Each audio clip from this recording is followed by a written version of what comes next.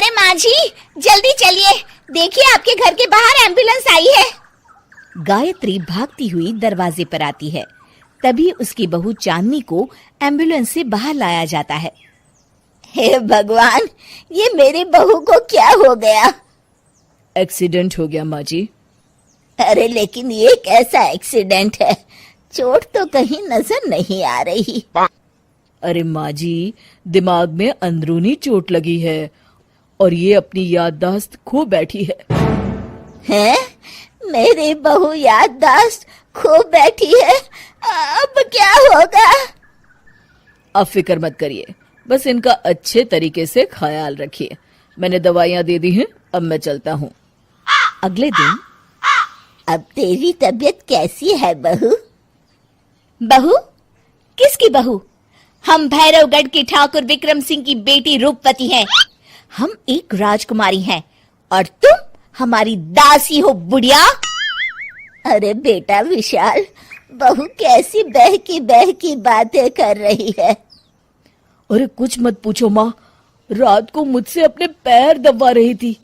Sir पर चोट लगने की वजह से इसका दिमाग पूरी तरह खराब हो गया है और ये अपने आप को राजकुमारी समझ रही है। तभी वहां चांदनी आ जाती है। तुम दोनों यहाँ क्या खुसुर फुसुर कर रहे हो?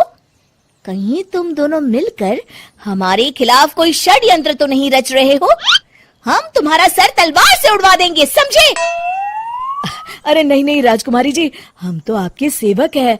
भला हमारी इतनी हिम्मत? कहिए, आपने यहाँ हॉल में आने का कष्ट कैसे किया? हमें बहुत भूख लगी है। ए दासी, जल्दी से हमारे लिए भोजन का प्रबंध करो। आज हम शाही कबाब खाएंगे। विशाल अपनी माँ को चांदनी की बात मानने के लिए इशारा करता है। ठीक है राजकुमारी जी, मैं अभी आपके लिए भोजन लेकर आती हूँ। इस तरह विशाल और उसकी माँ ना चाहते हुए भी चांदनी की जी हजूरी में लगे रहते हैं। लाओ माँ, जल्दी से मेरा टिफिन दो, मुझे देर हो रही है। अरे ठहर जा, जरा दम तो लेने दे मुझे। सारे घर का काम मुझे अकेली को करना पड़ता है। तेरी बीवी तो राजकुमारी बनी बैठी है, सारा दिन हुक्म चलाती रहती है।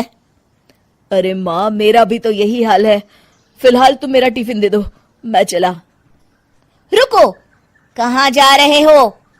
अरे मर गया रे, ये कहाँ से आ धमकी? आज हमारा जुहू चौपाटी घूमने का मूड है और हमें अपने लिए नई साड़ियाँ भी खरीदनी है। चलो जल्दी से अपना वाहन निकालो और हमें ले चलो। अरे अब तो मैं गया काम से।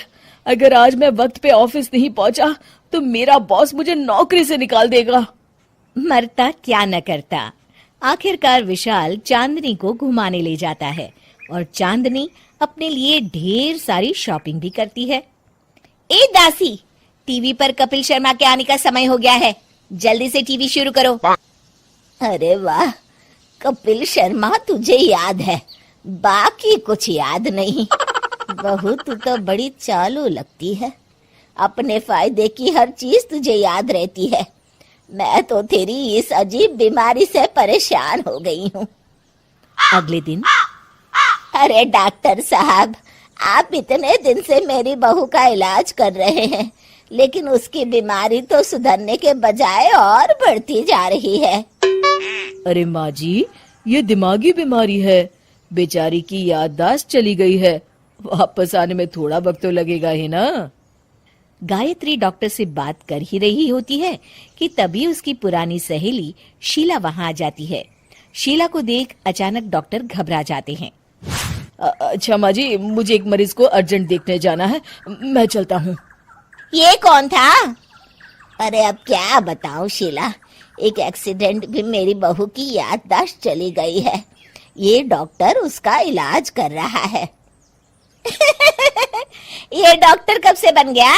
अरे ये तो चमन पान वाले का लड़का है, सारा दिन नौटंकी करता रहता है। अच्छा तो ये बात है, अब मैं समझी। मेरी बहू और ये पान वाले का लड़का दोनों मिलकर मुझे बेवकूफ बना रहे थे। चल तू मेरे साथ। गायत्री शीला को एक बड़ा सा डंडा हाथ में देकर अपनी बहू चांदनी के कमरे में ले जाती है। बहू, ये मेरी सहेली है, एक डॉक्टर है। इसने तेरे जैसे न जाने कितनों का इलाज 2 मिनट में कर दिया है। इसका कहना है कि सर पर जहाँ चोट लगी हो, अगर उसी जगह दोबारा किसी बड़े डंडे से जोर से मारा जाए तो मरीज की याददाश्त वापस आ जाती है। देख, हम डंडा भी लाए हैं। अपनी सास की बातें सुनकर और हाथ में बड़ा डंडा देख चांदनी घबरा जाती है। अरे बाप रे, मैं तो फंस गई। इस डंडे की एक बार की वार से ही मैं तो चारों खाने चित हो जाऊंगी। अब क्या करूं, क्या करूं, क्या करूं? लेकिन गायत्री, डंडा सर पर ठीक उसी जगह लगना चाहिए जहाँ चोट लगी है। अरे तू चिंता मत कर, 2-4 बार मारूंगी तो एक बार तो सही जगह लग ही जाएगा ना। चल बहू, तैयार हो जा। अरे नहीं नहीं माँ जी, मुझे मत मारिए।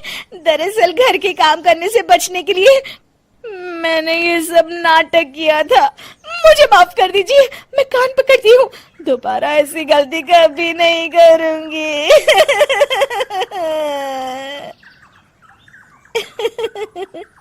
क्यों दोस्तों, कहानी कैसी लगी हमें जरूर बताइएगा।